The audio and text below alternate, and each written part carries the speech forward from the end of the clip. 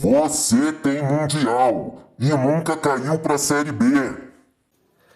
Fala, Mengão! Eu sou o Paulo Tipão, o Tipão Rubro-Negro. Nesse vídeo eu vou falar com vocês dos jogos do Flamengo contra Criciúma, Vitória, Atlético Goianiense e a aula de futebol que o Flamengo deu contra o Palmeiras. O Palmeiras teve a honra de receber uma lição, uma aula de futebol do Flamengo em pleno Maracanã. Flamengo que nesses jogos contra o Criciúma e contra o Vitória continuou levando gol de bola aérea, né? É uma jogada difícil de marcar, porque nem sempre esse cruzamento vem com velocidade, então não é bem uma questão de estatura da zaga. O Flamengo tem zagueiros muito altos, mas essa bola vem muito rápida e nem sempre ela é cruzada direto para o jogador que vai mandar para o gol.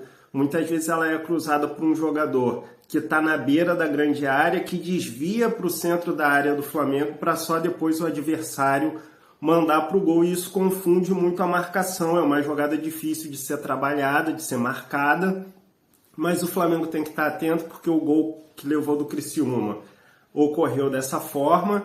E contra o Vitória, a bola já estava ao chão, mas ela se originou de um cruzamento. Então o Flamengo continua levando seus gols, assim, pelo que eu vejo, a maioria de bola aérea. O Flamengo, eu falei no vídeo passado de uma fragilidade do setor defensivo mais pelo lado direito. O Flamengo contra o Vitória teve um desempenho bem abaixo do que pode apresentar, né, a exemplo do jogo contra o Palmeiras, mas eu não vi uma fragilidade específica do setor direito. Eu achei que tanto o Varela quanto o Wesley se comportaram muito bem nesses jogos. Foi mais uma dificuldade na saída de bola, na construção do jogo, né? Porque na minha opinião, quando o Davi Luiz não está, isso aí eu acho que é algo que fica bem verificável.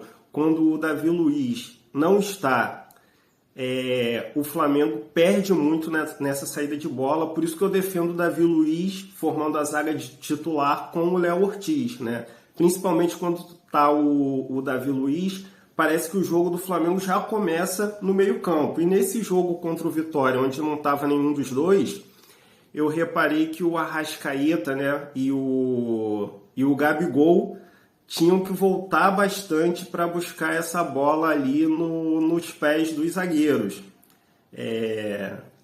Algo que já é comum, mas nesse jogo ficou mais frequente. Nesse jogo contra o Vitória, aos 13 minutos do segundo tempo, por exemplo, o Flamengo teve dois erros de saída de bola consecutivos aos 13 minutos. O segundo deles, inclusive, dos pés do Rossi.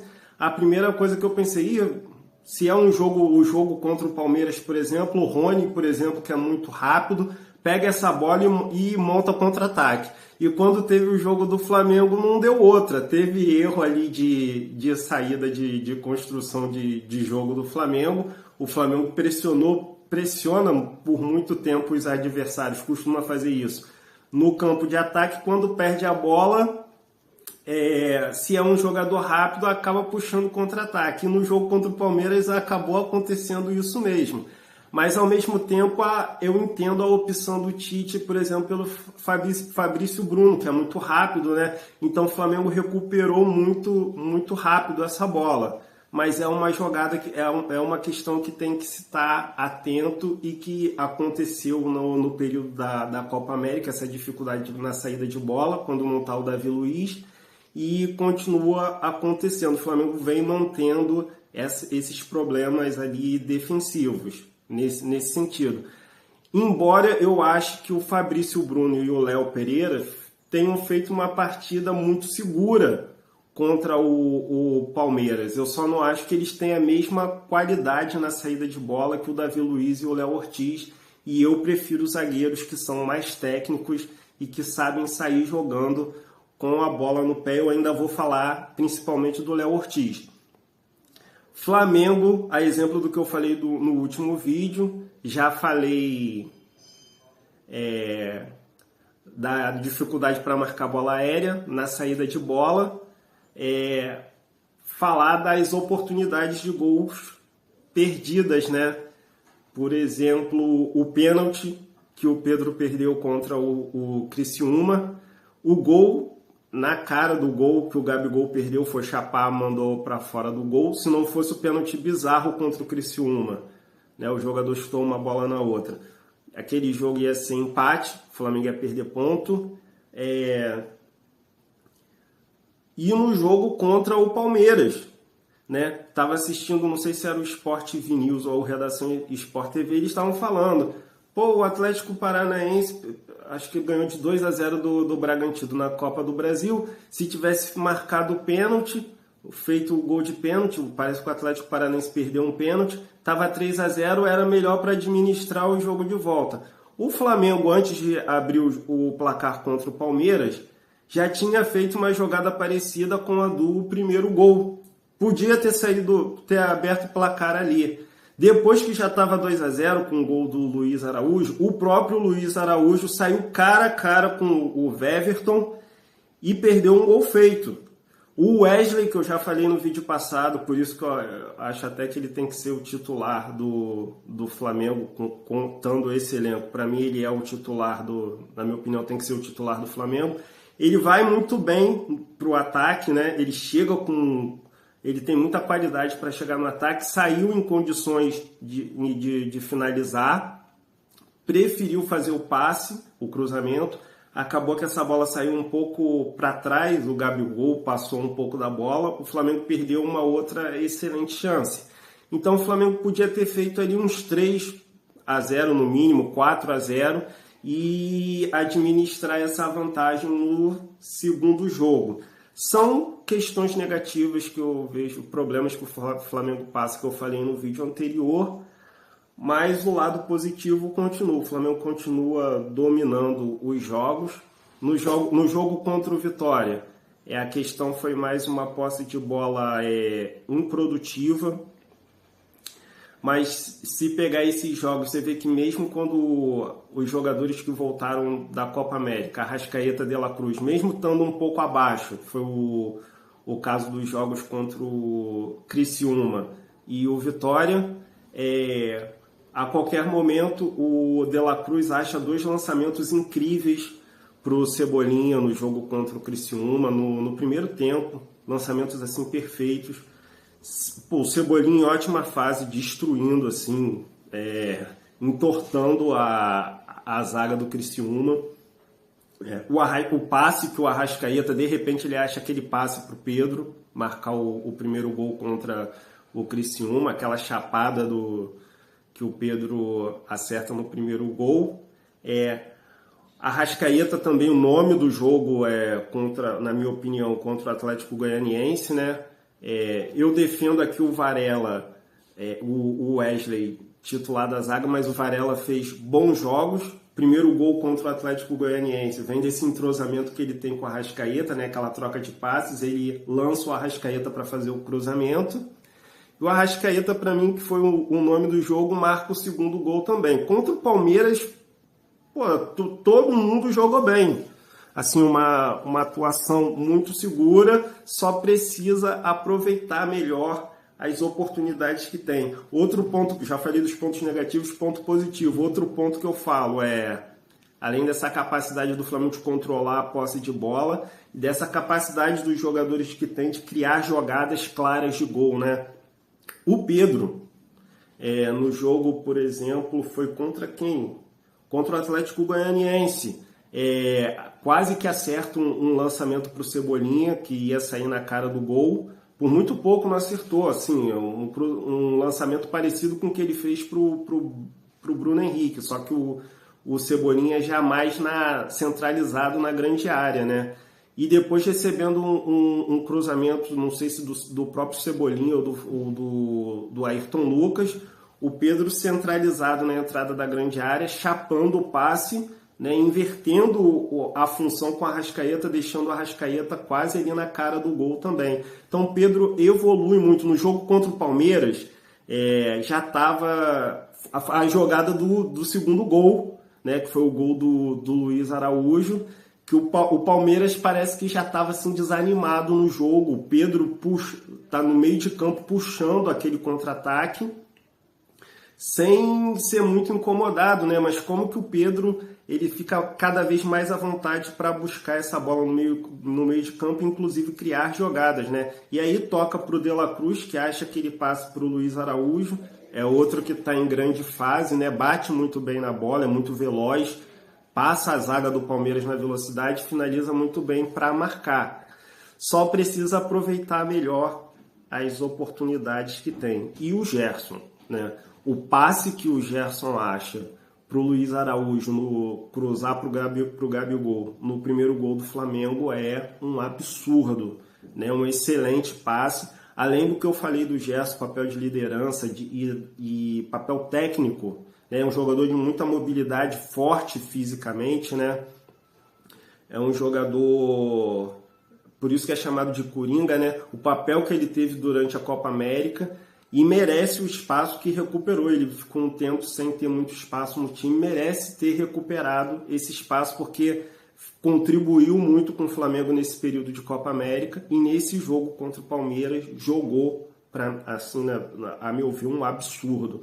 O time todo jogou muito bem, é o ponto positivo dessa equipe que continua dominando assim, os adversários. Eu vi o Flamengo muito tranquilo contra o Palmeiras, que talvez seja, muito provavelmente, é o principal adversário no futebol sul-americano. E falar do Léo Ortiz, né? O jogo que fez ao lado do Davi Luiz, acertou aquele lançamento de muito longe, um lançamento ao mesmo tempo uma inversão para o Cebolinha, né? E eu falei também das subidas dos laterais, do lateral direito ao ataque, no caso ainda era o Varela, não deu outra, ele perdeu a bola, voltou a jogar do contra-ataque pela direita, mas o Léo Ortiz, que na minha opinião tem melhor leitura de jogo e tem mais técnica, ele se antecipa ao atacante do Atlético Goianiense, isso, e dá só um toque na bola e chapela, né?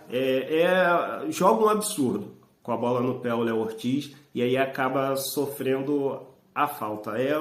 Joga de terno. Para mim, é ele na zaga titular ao lado do Davi Luiz. Então eu vou falar agora de contratação, né? Com toda a qualidade que eu acho que o Wesley tem, inclusive para o futuro, para mim ele tem condições de se tornar titular absoluto da lateral direita do Flamengo. Eu acho que a prioridade tem até nome, é Danilo. Ele não é lateral direito, que é adaptável à zaga. Ele é lateral direito e é zagueiro, joga de zagueiro há muito tempo na Juventus. Até por isso, para mim, a principal contratação tem nome, é Danilo. E depois um zagueiro com essas características do Davi Luiz, do Léo Ortiz, só que nessa faixa de idade, 25, 26 anos, que é para poder fazer esse contrato longo e que tenha condições de oferecer essa sequência maior de jogos, já que o Davi Luiz muitas vezes não consegue ter essa sequência. Falou-se aí, teve o papo aí de Claudinho e Lucas Paquetá. Não acho que seja prioridade. Tem o Arrascaeta e o De La Cruz, quando eles estão convocados, tem o Gerson, tem o Lohan, o Matheus Gonçalves, que entregam muito bom futebol e mantém o Flamengo em alto nível. Vocês veem aí que eu estou falando, o Flamengo manteve esses erros, o Flamengo perdeu a liderança aí temporariamente durante a Copa América, muito mais por não aproveitar as oportunidades que cria, tanto é que continua acontecendo, do que pelos desfalques. Então não acho que a contratação do Claudinho e do Paquetá seja uma prioridade. Além do fato da gestão de elenco. O Claudinho, durante a transmissão do jogo Zenit e Krasnodar, o narrador disse: se o Claudinho no Zenit, eu já acho que ele é convocável para a seleção, se ele vier para o Flamengo, provavelmente vai ser convocado. O Lucas Paquetá já é. O Lucas Paquetá está sendo investigado, ou foi investigado, ou ainda está sendo investigado por problemas lá no futebol inglês. Ele não está condenado, isso tem que ser respeitado. Ele está sendo investigado, não é a mesma coisa que condenado. Joga muita bola, já é convocado para a seleção, então se vierem para o Flamengo, Claudinho e Paquetá vão continuar sendo desfalques junto com Arrascaeta e De La Cruz. E o André Lofredo, a Mariana Fontes, né, eles apresentam o Sport TV News, eles estavam falando justamente disso em relação ao Rony, que o Abel Ferreira falou. Se o Rony fosse assim tão diferente, né, ele estava no Barcelona. E ao mesmo tempo o Rony entrega um futebol de altíssimo nível para o Palmeiras e está sempre disponível, porque ele não sofre tanto assédio de equipes do exterior e não é convocado para a seleção brasileira. Então é importante ter esse jogador no elenco, jogadores que entregam altíssimo nível, mas não a ponto de serem convocados ou de repente estarem saindo para o futebol exterior. E o Flamengo tem que prestar atenção nisso. Então, se for o caso de ter substitutos para o Arrascaeta e o De La Cruz no período de convocação, era muito mais vantagem trazer o Alan Patrick, do Internacional, o Matheus Pereira, do Cruzeiro. Vai lá, faz proposta, briga pela contratação dos caras. São jogadores de altíssimo nível, estão entre os melhores meias do Brasil, mas justamente porque o Brasil tem meias, por exemplo, como o Paquetá, e não se sabe ainda nem se o Neymar vai voltar a ser convocado, Alan Patrick e o Matheus Pereira provavelmente não serão convocados. Até o Oscar, que sempre se fala de trazer para o Flamengo, se vier, eu acho que vai ser mais um desfalque.